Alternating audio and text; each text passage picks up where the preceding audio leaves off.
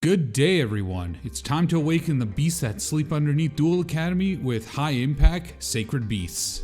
So for a quick introduction on the deck, Sacred Beasts are a beatdown focused deck that focus around cheesing out, for lack of a better term, your Sacred Beast cards because summoning them via their own procedure is very impractical. However, the cards that we have to cheese them out are quite good actually, so it's very fun in that regard, and also they have a few spell cards that help protect them, and they even have an OTK button or two. So without further ado, let's get into the deck profile proper. So to start off with our Sacred Beast lineup, we're playing 2 Haman, 2 Ravioli, 1 Uriah, and 1 Raviel, Lord of Phantasms, Shimmering Scraper. So we're just gonna ignore their whole summoning procedure because let's be honest, the deck does that anyways. So Haman here is probably the one you want to turbo out the fastest because it works together with a spell called Cerulean Skyfire, which we will get to in a little bit. Additionally, Haman is an attack redirector, so if it is the only card you control that is face up in defense position, opponent cannot target any other cards besides this one. And if you have 2 of them, that's like a law. So that's one neat little thing about it. Additionally, it is a 4K beat stick, just like Raviel, and you know, it's just easy to unga bunga beat things, and it does 1000 burn damage when it destroys a monster. Raviel is probably the second most summoned Sacred Beast that we have, and every time your opponent normal summons, you get a token, and then you contribute a monster, and this card gains attack equal to the original attack of said monster. And then we also have Shimmering Scraper, which allows you to, quick effect, discard this card, target 1 Ravioli you control. For the rest of the turn, its attack becomes double, and it can attack each of your opponent's monsters once each. So this kind of falls under the category of one of the OTK buttons I was talking about earlier. Since in this card's text, it does mention Ravioli by name, you can search it out with a few of the support cards, but more likely than not, you will draw it at inconvenient times because that's just how Yu-Gi-Oh likes to treat people. Jokes aside, you can also tribute a monster while this card is in your graveyard in order to add it back to your hand, and so you have another route to get to it, i.e. off of like Foolish Burial, if you just need it to close out a game real quick. And then 1 Uriah, you're mainly playing the 1 just to go into your fusion monsters. However, any more than that ends up kind of bricky. However, I can also not argue against running 2 because we are running Pot of Desires here, and it sucks when you banish your 1 off of Pot of Desires and then you can't go into your fusion monster and then you lose one of your OTK options. So 1 to 2, your choice. Now then, to move on to our little toolkit that lets us cheese out our Sacred Beasts, we have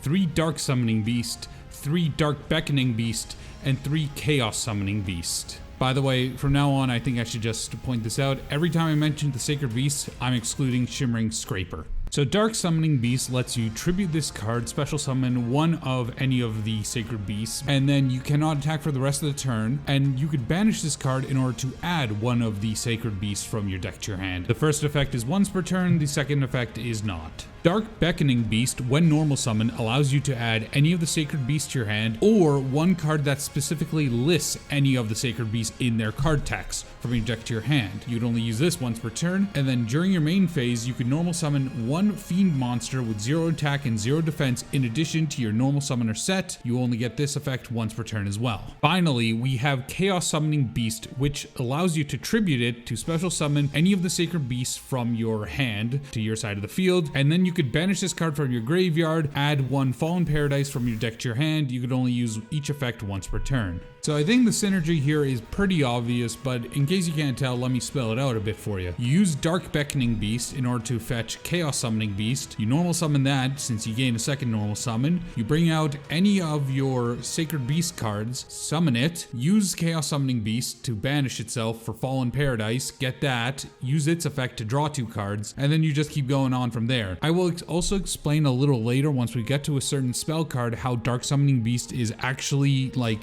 the most valuable card to dump into your graveyard as quickly as possible. But until we get to that point, no, it's kind of your backup plan to using Chaos Summoning Beast because you'll have to tribute the Dark Beckoning Beast you normal summon in order to get it onto the field in the first place due to its level of 5. But we'll kind of get into this in a little bit. Onto our spell lineup, we have Opening of the Spirit Gates, which is a continuous spell that, when activated, lets you add 1 of the Sacred Beasts or 1 card that specifically lists list any of those cards in their text from your deck to your hand, and then once per turn you could discard one card, special summon a fiend type monster with 0 attack and 0 defense from your graveyard to your field, and once per turn if you control a level 10 monster, you could add one continuous spell from your graveyard to your hand. You could only activate one opening of the spirit gates per turn. So this right here is how we cheese out Dark Summoning Beast pretty easily. So what you want to do is get it into graveyard via something like Foolish Burial or 1-for-1. You then want to activate this, go about your normal plays, then you want to discard whatever, special summon Dark Summoning Beast, and then you can use that in order to bring out a second,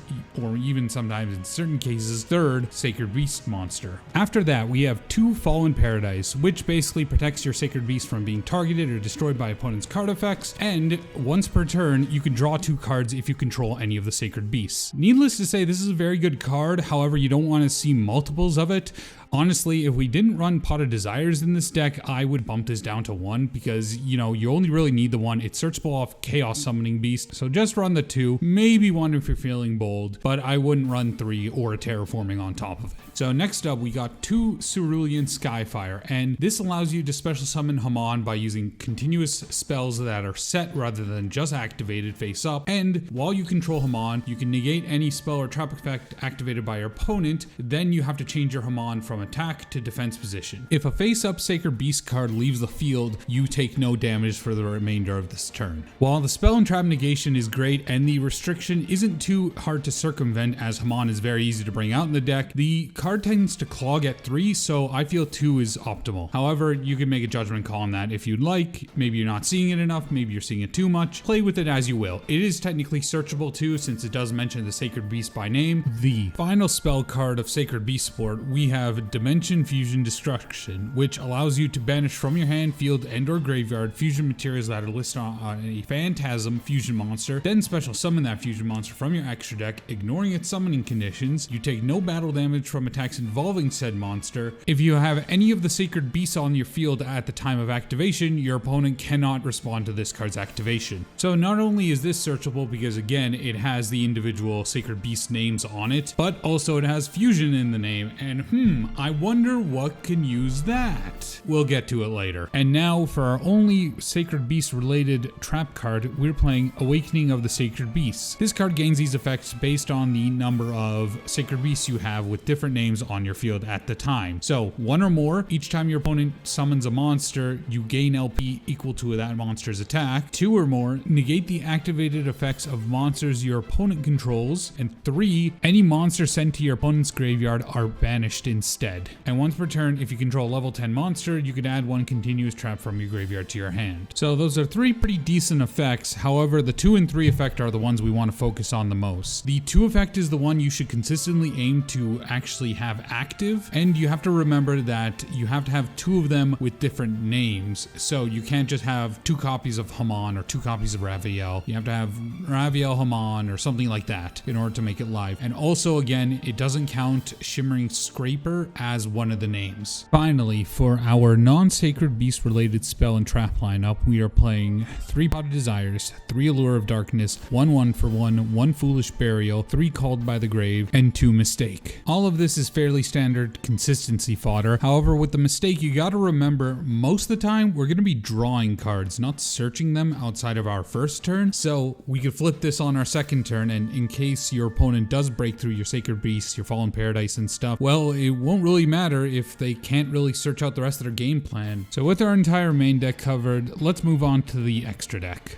Also, in place of Pot of Desires, Perform Pauper Up may once again be a good choice, as it allows you to dump certain cards into your graveyard and not have the downside of possibly banishing a combo piece. So for the extra deck, you're playing 2 Salmangrate Almirage, 1 Predaplant Verte Anaconda in order to use Dimension Fusion Destruction off of it, 1 Pent Stag to enable OTKs, especially with Raviel backed up with Shimmering Scrapper, 1 of the entire Nightmare Path package. So that's 1 Serb, 1 Unicorn, 1 Phoenix, 1 Borolo Dragon, 1 Avermax, 1 Gustav Max, 1 Juggernaut Lieb, and then 1 of the Armatile the Chaos Phantom, the original one, and then Armatile the Chaos Phantom, Phantom of Fury, which is an OCG exclusive that isn't even out in the OCG because it's a part of Phantom Rage, which has yet to release. But this card's name becomes Armatile the Chaos Phantasm while it is on the field. Once returned, you give control of this card to your opponent. Once per turn, during the end phase, if this card changed control this turn, banish all cards you control, then this card's original owner can special summon 1 Armatile the Chaos Phantasm from their extra deck, ignoring their summoning conditions. So the whole point of this thing is to say use Dark Ruler no more, fusion this out, give it to your opponent, have your opponent banish all of their stuff, and then set you up for the OTK next turn by giving you an Armatile of your own. It is such a roundabout way of completely destroying an opponent's board that I absolutely love it. This is like one of my favorite field nukes in a long time. Anyways, with all that out of the way, let's get on to our replays. So here I open Gates to get Beckoning, Beckoning to get Dark Summoning Beast, Dark Summoning Beast to bring out Haman. Then I start digging, hopefully because I want to be able to hit and then bring out Chaos Summoning Beast in order to special summon the Ravioli that I added to my hand. Fortunately, I'm able to hit that, but unfortunately, I'm not able to hit our trap card at the same time, however. So we're just gonna use the negate that we have set up with Cerulean Skyfire in order to stop this opponent from playing. So we decide we're gonna stop his Abductor because that's the most important card he has right now, and it ends up paying off. That in conjunction with my Infinite Impermanence are able to shut him down and he quits.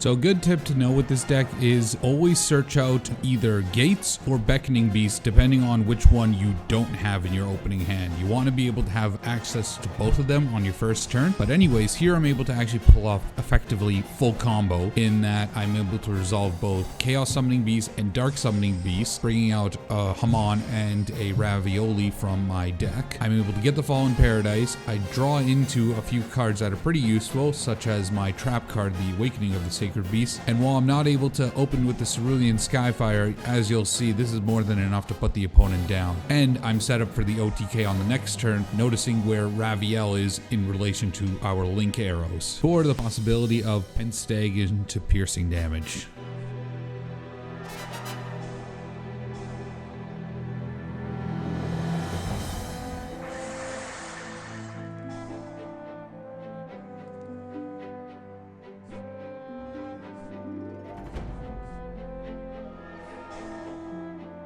So this guy playing Windwitch Invoked like it's 2017 unfortunately opens up pretty poorly, and I'm able to set up just one Haman and a few pieces of back row like my Called by the Grave and of course Awakening of the Sacred Beast. While this isn't enough to guarantee a win, it should be more than enough because he just doesn't seem to have the proper firepower or the consistency to actually deal with my board. The only thing I'm really worried about right now is him making Crystal Wink, because Crystal Wink could beat over Haman. Now then, on his turn, he does nothing. And then on my following turn, in conjunction with the 2000 burn damage that I have / will do, I'm going to be able to basically set up the Gustav Max burn for game. So unfortunately, he's looking to take a one-way trip on the pain train.